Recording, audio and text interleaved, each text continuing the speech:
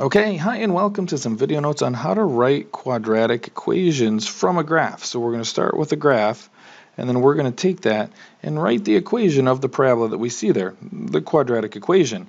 The difference with what we've done before, and mind you, we've done this, the difference this time is that we're going to account for a values that either aren't given to us or aren't 1. So that's the piece that we've kind of left off. We've made some assumptions. So this time we're going to do that. So the process is relatively the same. You can see I've got it identified here for us over on the side. We're going to do this with two basic forms.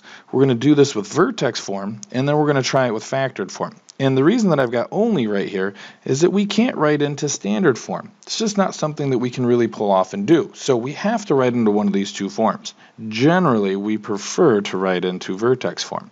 So this is really where you're going to attempt to write it in most cases. However, we'll do an example where factored form will make a lot of sense. All right, so let's take a look at what we're going to do. So first thing we're going to try to do is identify the vertex, which should be pretty easy. It should be visible on our graphs, right? Either the maximum or the minimum. We're going to pull off the h and the k. From there, we're going to try to identify at least one other point. It does not need to be a y-intercept, and it doesn't need to be x-intercepts. If it is, that's great too. However, any additional point will work. When we have that, what we're going to do is we're going to try to write most of the formula, the quadratic equation, or the expression. So we're going to try to write it by plugging h and k in there. And then we're going to take the additional point and we're going to plug in the y value and the x value. What you'll notice is that there's only one piece of information at that point that we won't know, which is our a. And we can solve any equation if we have one unknown. So we'll solve that, and what we'll find then is the a value. So once we have a, we'll take a and plug it back in. We'll take out the x and the y because those are our inputs and outputs, and then that'll make it a function. And we should be done. Okay, so let's try that. Looking up here, I can clearly see that 3, 4 is my vertex. It happens to be a maximum vertex. That's unimportant at this point. But we've got that vertex. And we can also see that my additional point is 5, negative 4. And this one, it's given and the coordinates are there. If you didn't see that, let's just play a game. This point here, 2, 2, would also work, or 4, 2 would work. Additionally, maybe even 1 and negative 4 would work. These would all be viable points. It doesn't have to be given as a coordinate. It just has to go through a grid point, right? It needs to go through a nice intersection so it's an integer. That would be the only thing that we'd look for. All right, so let's attempt to write the first part of our equation here with our vertex in it and see what we come up with. So we're going to get f of x equals, remember this is our h value and this is our k. And remember when we plug it in there, remember it should look like an opposite h. So if h looks positive here, it should look negative in our function. We are going to write down a because that's the piece we're going to find. So I'm going to write x minus 3 squared plus 4. So my vertex is in my form at this point. Now we're going to take our additional point of x and f of x, and we're going to plug that in so that we can calculate for a. So now I'm going to write negative 4, replacing negative 4 for my f of x, equals a, the piece we're trying to find. My x will now become 5 minus 3 squared plus 4. So we can see that the only thing that I don't know in what I've written is this a value. Okay, so let's solve for that and see what we come up with. So I'm going to get negative 4 equals 5 minus 3, which is going to be 2 squared plus 4. Let's take it and clean it up. Oh, forgot my a. There's my a. Let's clean it up a little bit more. 2 squared is going to be 4. I'm going to write that in front of a because that's where we like our numbers, right, as coefficients, plus 4. So now I'm going to subtract 4 to the other side. I'm going to get negative 8 equals 4a. And then finally I'm going to divide by 4 to both sides. So a should be equal to negative 2. Now we have our a value. So we should be, at this point, able to write our vertex form equation. We're going to take this 2, and we're going to place it here for that a.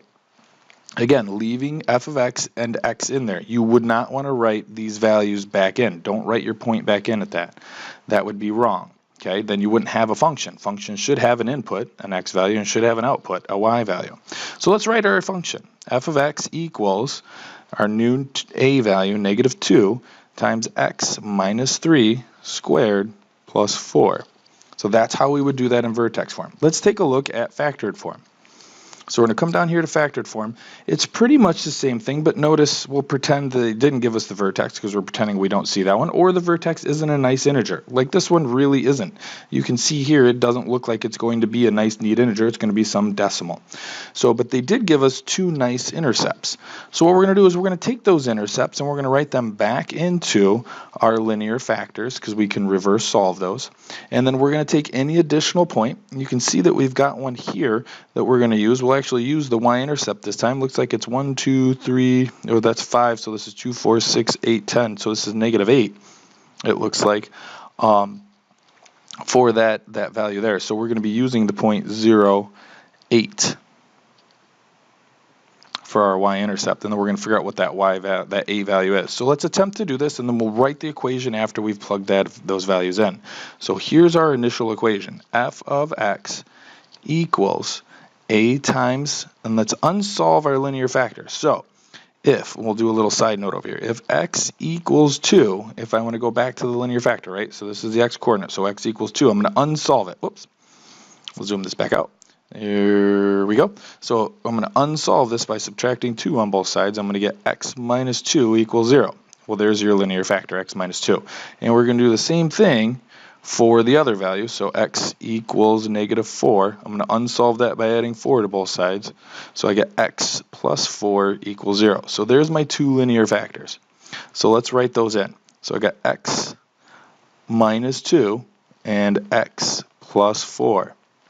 Okay, I'm going to take my additional point. I'm going to plug those in. So we'll go back to blue here. So I'm going to plug those in. This is my x value, and this is my f of x value that I'm going to plug in. So I'm going to get -8 equals a times, and my x is 0, 0 minus 2, and 0 plus 4. Okay, and you'll notice the only piece that we don't know is the one that we're trying to find, which is our a value. So we'll take that, and now we'll go ahead and start solving this out. We're solving for a. So -8 equals 0 minus 2 is -2, and 0 plus 4 is 4. And so let's solve the next step. We're going to find out that -2 and 4 make -8, so we're going to get -8a, and we're going to divide by -8, finding out that a is equal to 1. Okay, not a very exciting a. Usually we get a lot of 1s with our a's, but that's how we would solve it if it did come up to be something other than 1. Now we can write our equation. We're going to go ahead and write our output, f of x equals our new value of 1, which we won't write, so we're going to get x minus 2 and x plus 4. So that will be how we write it into factored form. Again, traditionally we might get a half here or 3/4. We could get any value of a. It doesn't have to be 1, just coincidentally worked out. All right, so you've seen how we find a by taking and writing the basic formula without a, and then taking any other point and plugging it in and solving for a, and then writing it back into the equation. That's how we'll go through that process. All right, thanks for watching. We'll see you in class from examples.